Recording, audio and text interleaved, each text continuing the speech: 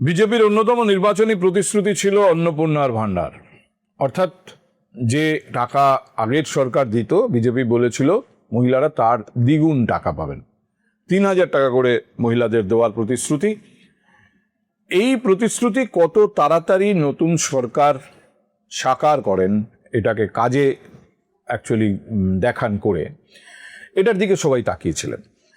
কিন্তু বড় বিতর্ক তৈরি হলো যখন আনুষ্ঠানিকভাবে এর ফর্ম প্রকাশ করলেন মুখ্যমন্ত্রী।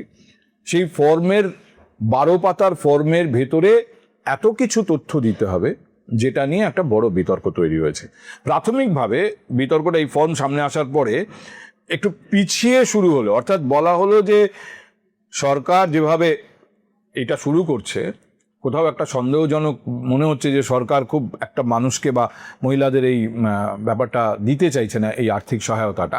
তার কারণ প্রতিশ্রুতি ছিল যারা এতদিন ওই লক্ষ্মীর ভাণ্ডার পেয়েছেন তারা অটোমেটিক্যালি অন্নপূর্ণার ভাণ্ডার পাবেন এবং কন্টিনিউয়াসলি পাবেন, এটা আটকাবে না। মে মাসের থেকেই তারা অন্নপূর্ণার ভাণ্ডারে বা অন্তত জুন মাসের থেকে অন্নপূর্ণার ভাণ্ডারে কনভার্টেড হয়ে যাবেন। কিন্তু যখন নতুন করে ফর্ম ফিল আপ করতে বলা হচ্ছে, প্রশ্ন তোলা হলো তাহলে কেন নতুন করে ফর্ম ফিল আপ করতে হবে, অটোমেটিক্যালি কনভার্টেড হয়ে যাওয়ার কথা, এরকমই প্রতিশ্রুতি ছিল। এবং এত দীর্ঘ ফর্ম, তাতে এত তথ্য, বাড়ির লোকের সম্পর্কে, সন্তানদের সম্পর্কে সব কিছু জানাতে হবে।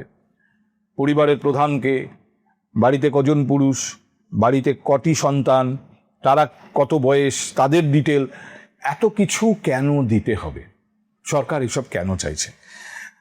আমি এটা নিয়ে ভেবেছিলাম কোনো আলোচনায় যাব না, কিন্তু পরে মনে হলো একটা আলোচনা করা দরকার আপনাদের সামনে। অন্তত আমি এটাকে কিভাবে দেখছি এটা আপনাদের সামনে রাখা দরকার। একটা বিষয়ে প্রথমেই আমি বলতে চাই আপনাদের যে এইবারের নির্বাচনের ফলাফল পরিষ্কার জানিয়েছে রাজ্যের মানুষ মনে করেছেন সরকারি টাকা নির্বিচারে বিলোনো উচিত হচ্ছে না। যদি তারা মনে করতেন যে এটা একদম ঠিক কাজ হচ্ছে, তাহলে অন্তত যে মহিলারা পরিষেবাটা পাচ্ছিলেন তারা তৃণমূল কংগ্রেসের বিরুদ্ধে ভোট দেওয়ার কথা নয়। কিন্তু তারা তৃণমূল কংগ্রেসের বিরুদ্ধেই ভোট দিয়েছেন। তৃণমূল কংগ্রেস 40% ভোট পেয়েছে বটে, কিন্তু মহিলাদের ভোট যেভাবে তারা আশা করেছিল সেভাবে কিন্তু তারা পায়নি। অনেকে বলছেন এটার পেছনে আরজি করের ঘটনার একটা অবশ্যই প্রভাব আছে, একটা বড় প্রভাব অবশ্যই আছে। মহিলারা হয়তো মনে করেছেন যে যেভাবে ওখানে একজন মহিলা ডাক্তারের সম্ভ্রমহানি হয়েছে, তার প্রাণহানি হয়েছে, কিন্তু অপরাধীদের সরকার আড়াল করার চেষ্টা করেছে, এটা তারা ভালোভাবে নেননি। কিন্তু তার সঙ্গে এটাও মনে রাখতে হবে তারাই যে ডাইরেক্ট আর্থিক বেনিফিটটা পেতেন, সেই আর্থিক বেনিফিটের, এবং মমতা বন্দ্যোপাধ্যায় তার নির্বাচনী প্রতিশ্রুতিতে বারবার বিভিন্ন জায়গায় গিয়ে এটা বলেছেন আজীবন পাবেন, আজীবন পাবেন, কিন্তু তারপরেও মহিলারা তৃণমূল কংগ্রেসের বিরুদ্ধে ভোট দিয়েছেন। এ থেকে এটা স্পষ্ট হয় যে তারা মনে করেছেন যে এভাবে, অন্তত তাদের একটা বড় অংশ মনে করেছেন এভাবে সরকারি অর্থ বিলোনো উচিত হয় না, উচিত হচ্ছে না। সেটা যদি হয় তাহলে যে নতুন সরকার এসছে তারা যদি ঠিক ওই একইভাবে সরকারি অর্থ বিলোয়, তারা কি সাধারণ মানুষের যে চাহিদা, সাধারণ মানুষের যে রায়, তার পক্ষে কাজ করতেন? মুখ্যমন্ত্রী বলেছেন যেভাবে লক্ষ্মীর ভাণ্ডারের টাকা বিলোনো হয়েছে তাতে অনেক জল ছিল, দুর্নীতি ছিল। পুরুষ, মুর্শিদাবাদের এক নাম উল্লেখ করে মুখ্যমন্ত্রী উদাহরণ দিয়েছেন, সে একজন পুরুষ, সে লক্ষ্মীর ভাণ্ডারের টাকা পেত। এরকম একটা উদাহরণ উনি দিয়েছেন, এরকম অজস্র উদাহরণ আছে। একটা উদাহরণ আমি আপনাদের এক্ষুনি দেখাতে পারি, যেখানে একজন মহিলা বলছেন যে তার নামে লক্ষ্মীর ভাণ্ডার আসতো, কিন্তু অ্যাকাউন্টটি তার ছিল না, তার নিজের ব্যাংক অ্যাকাউন্ট আছে, কিন্তু অন্য একজনের, এবং তিনি একজন পুরুষ, তার ব্যাংক অ্যাকাউন্টে এই মহিলার টাকা চলে যেত। শুনুন।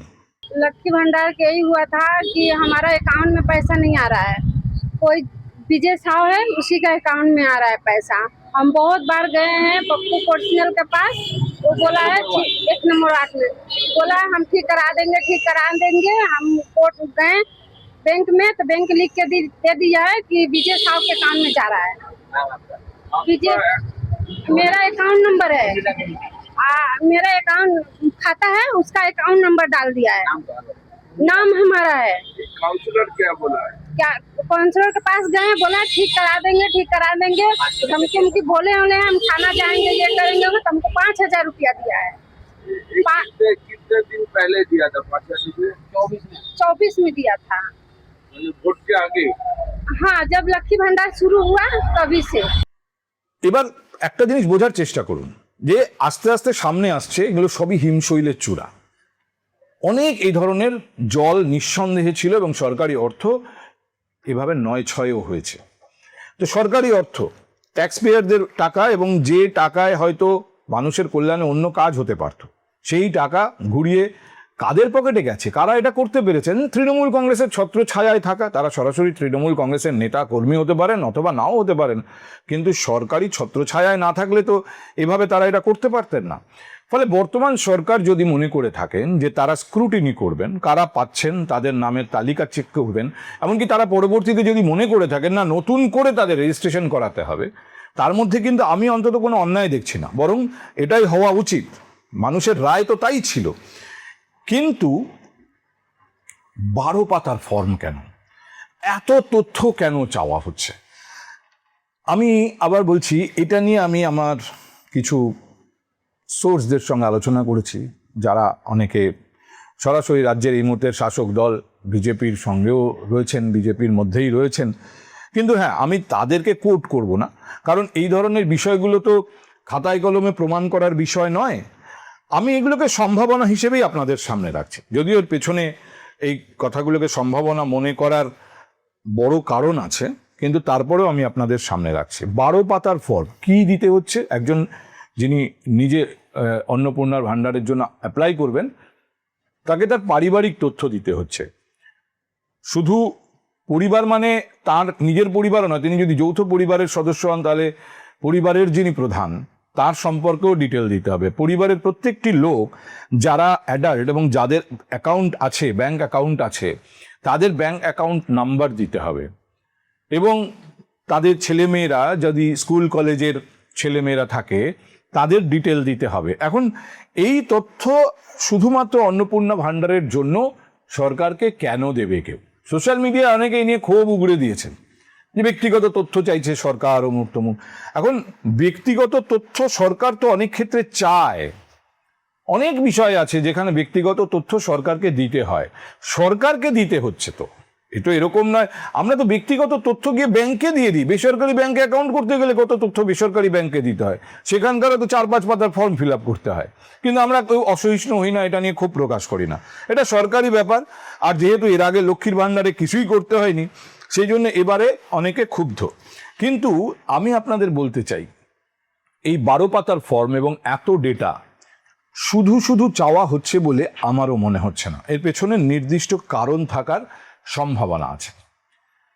প্রথমত ধরুন, সরকার এটা স্পষ্ট করেছে যে এই স্কিমে বেনিফিট পাবেন শুধুমাত্র ভারতীয়রা, অর্থাৎ যিনি ভারতীয় নন, নাম ভারিয়ে পরিচয় ভারিয়ে নকল কাগজপত্র তৈরি করে ভারতীয় হিসেবে রয়েছেন, তিনি এই বেনিফিট পাবেন না। এখন নাম ভারিয়ে নকল পরিচয়পত্র দিয়ে বা না দিয়ে এই ভারতে রয়েছেন, ভোটার লিস্টে নাম তুলে ফেলেছেন, এরকম অভিযোগ এসআইআর এর আগে খুব সামনে ছিল, এ নিয়ে প্রচুর আলোচনা হয়েছে এবং এসআইআর প্রক্রিয়াটাই ছিল তাদেরকে তালিকা থেকে, ভোটার তালিকা থেকে বাদ দেওয়া। এবং সেই সময় আমরা অনেককে দেখেওছি ওই সীমান্ত পেরিয়ে চলে গেছে। কিন্তু ইন্টারেস্টিং ব্যাপার হচ্ছে যে তারপরে যে কিছু রয়ে গেছিল সেটা এখন বোঝা যাচ্ছে, এখন আবার অনেক জায়গায় এখন সীমান্তে ভিড় হচ্ছে। আমি সে বিতর্কে আর এখন ঢুকছি না বিস্তারিত। কিন্তু অন্নপূর্ণার ভাণ্ডার সম্পর্কে ফেরত আসি। এই 12 পাতার ফর্ম, এসআইআর এ যাদের নাম এবারের ভোটার তালিকায় উঠেছে, আমি আপনাদের বলতে চাই সরকার হয়তো মনে করছে যে এদের মধ্যেও অভারতীয় আছে, অনুপ্রবেশকারী আছে।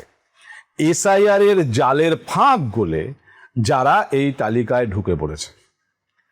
এই যে বিভিন্ন ডিটেল চাওয়া হয়েছে, আপনারা যখন এসআইআর এর ফর্ম ফিল আপ করেছিলেন, সেই তথ্য তো এত তাড়াতাড়ি সেই মেমোরি আপনাদের চলে যাওয়ার কথা না। মনে করুন সেখানে যিনি ভোটার তিনি তার বাবার নাম বা মায়ের নাম, প্রাথমিকভাবে বলা হয়েছিল বংশের কারুর নাম দিলেই চলবে, কিন্তু পরবর্তীতে এ ব্যাপারে বাবা এবং মা ছাড়া অন্য কারুর নাম দেওয়ার অপশনই দেওয়া হয়নি। এগুলো দিতে হয়েছে কারণ 2002 সালে তারা এই রাজ্যের ভোটার ছিলেন কিনা এটা মেলানো হয়েছে। এটা থেকে নিশ্চিত করা হয়েছে যে না, এই পরিবারটি 2002 সালের আগে থেকেই এখানে আছে। কিন্তু একটা বড় বিতর্ক হয়েছিল সে সময়, সেটা নিয়ে আমি আপনাদের সামনে আলোচনাও করেছিলাম। তখন তৃণমূল কংগ্রেসের সরকার, আইপ্যাকের জমানা, দলে আইপ্যাকের বিরাট দাপট। এই আইপ্যাক একটা ম্যানেজমেন্ট কোম্পানি, প্রাইভেট কোম্পানি, তাদেরকেই দায়িত্ব দেওয়া হয়েছিল যে বিভিন্ন জেলায় যাদের নাম ওঠার ব্যাপারে ওই 2002 রেফারেন্স যারা দেখাতে পারবেন না তাদেরকে কিভাবে সেভ করা যায়। এবং এই যে 2002 রেফারেন্স দেখালেই হবে, নির্বাচন কমিশনের এই শর্তটাকে তারা কাজে লাগিয়েছিলেন। কিভাবে কাজে লাগিয়েছিলেন আমি একবার আপনাদের বলেছি, যারা তখন শোনেননি আমি জাস্ট একটু 1-2 লাইনে মনে করাই।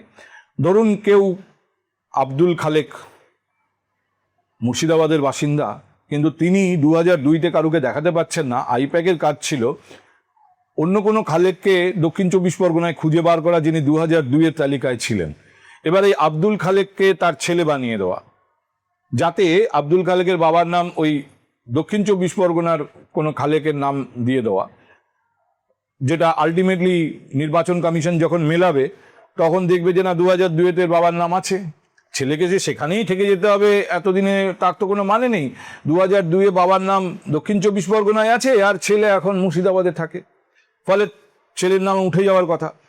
কিন্তু এমন একটা পরিস্থিতি তৈরি হলো নির্বাচন কমিশনের হিসেব অনুযায়ী, তারা যে হিসেব পেয়েছিল সরকারের কাছ থেকে যে এত লোক অনুপ্রবেশকারী হিসেবে থাকার সম্ভাবনা, দেখা গেল তত লোক তো পাওয়া যাচ্ছে না। সবারই দেখা যাচ্ছে বাপ ঠাকুরদাদা তাদের নাম 2002-তে দেখিয়ে দিয়েছে। তখন নির্বাচন কমিশন আরেকটু ডিটেলে গিয়ে খোঁজখবর করে এবং দেখা যায় এই আব্দুল খালেক আর ওই দক্ষিণ 24 পরগনার খালেক, তাদের বয়সের পার্থক্য 5 বছর, অথচ বাবা এবং ছেলে দেখানো হয়েছে। এই অসঙ্গতিটা যখন সামনে আসে তখন নির্বাচন কমিশন ডিজিটাল ওই লজিক্যাল ডিসক্রিপেন্সি একটা সামনে আনে, ক্লজ সামনে আনে, এবং এই লজিক্যাল ডিসক্রিপেন্সিকে সামনে রেখে তারা অনেক মানুষের নাম বাদ দেয়। এটা নিয়ে বড় বিতর্ক হয়েছে, কিন্তু তারপরেও কিছু হয়তো গলে গেছে ফাঁক, এটা মনে করছে বর্তমান সরকার। ফলে তারা এখন এই সুযোগে একটা বিস্তারিত ডেটা বা ডেটাবেস তৈরি করতে চাইছে। ধরুন যারা অন্নপূর্ণার ভাণ্ডারের জন্য অ্যাপ্লাই করছেন, কোনো একজন মহিলা, তিনি তার পরিবারের প্রধান, তার স্বামীর নাম, বা তিনি যৌথ পরিবারের হলে পরিবারের যিনি প্রধান তার নাম দিচ্ছেন, তাদের পরিবারের যতজন অ্যাডাল্ট তাদের ব্যাংক অ্যাকাউন্ট ডিটেল দিচ্ছেন। এই প্রত্যেকটা তথ্য যাচাইযোগ্য। ব্যাংক অ্যাকাউন্ট থাকা মানে সেখানে তাকে নাগরিকত্বের প্রমাণ দিতে হয়েছে এবং সেখানে তাকে বাবার নাম ইত্যাদি জানাতে হয়েছে। সেই বাবার নাম আর নির্বাচন কমিশনে দেওয়া বাবার নাম এক কিনা এগুলো দেখার সুযোগ রয়েছে।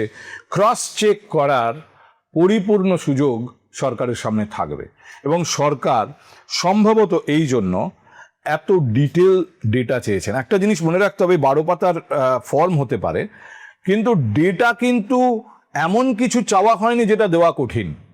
আমি যে পরিবারের, সেই পরিবারের প্রধানের নাম, আমার পরিবারে যারা রয়েছেন অ্যাডাল্ট যাদের ব্যাংক অ্যাকাউন্ট আছে তাদের ব্যাংক অ্যাকাউন্ট ডিটেল, এগুলোর জন্য কিন্তু বিরাট কিছু খোঁজ খবর করতে হবে না। এগুলো সব ইজি অ্যাভেলেবেল ডেটা। হ্যাঁ, হতে পারে যে তিনি ওই মহিলা অতটা শিক্ষিত নন যে এইভাবে তিনি ফর্ম ফিল আপ করবেন, কিন্তু তার পরিবারের কেউ এটা করে দিতে পারে। এবং নানাভাবে ওয়ার্ড ভিত্তিক, বিধানসভা ভিত্তিক হেল্প ক্যাম্প, এটার কথাও সরকার ইতিমধ্যেই বলেছে। 90 দিন সময় আছে এবং সরকার বলেছে এরকম ক্যাম্প তৈরি হবে। কিন্তু সেই ক্যাম্পে গিয়েও আপনাকে তো তথ্যগুলো দিতে হবে, আর সেই তথ্যগুলো সরকার পেলে এই ক্রস চেকিং হবে এবং সেই ক্রস চেকিংয়ের মাধ্যমে সরকার বোঝার চেষ্টা করবে যে এমনকি যারা এসআইআর এর পরে সংশোধিত ভোটার তালিকায় নাম তুলেছেন তাদের প্রত্যেকেই বৈধ কিনা। This process has not been ended. এই প্রসেস সম্ভবত এখনো শেষ হয়নি। শুধু তাই নয়, এরপর বাড়ি বাড়ি গিয়ে এই তথ্য যাচাইয়ের কাজও হতে পারে।